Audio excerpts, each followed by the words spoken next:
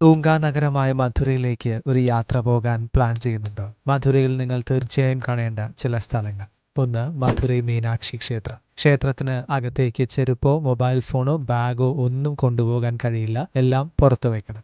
2. തിരുമല നായ്ക്കർ കൊട്ടാരം. 10 രൂപ ടിക്കറ്റ് എടുത്താൽ ഈ കൊട്ടാരം നിങ്ങൾക്ക് കാണാം. മധുരൈ മീനാക്ഷി ക്ഷേത്രത്തിന് അടുത്ത് തന്നെയാണ് ഈ ഒരു കൊട്ടാരം സ്ഥിതി ചെയ്യുന്നത്. അടുത്തത് തെപ്പക്കുളം. ഒരുപാട് തമിഴ് സിനിമകളുടെ ഷൂട്ടിംഗ് ലൊക്കേഷനായ സ്ഥലം കാണാൻ നല്ല രസമാണ്. വെള്ളത്താൽ ചുറ്റപ്പെട്ട ഈ ക്ഷേത്രത്തിലേക്ക് പോകണമെങ്കിൽ വൈകിട്ട് 4:30 വരണം. അപ്പോഴാണ് ബോട്ട് സർവീസ് ഉണ്ടാവുകയുള്ളൂ.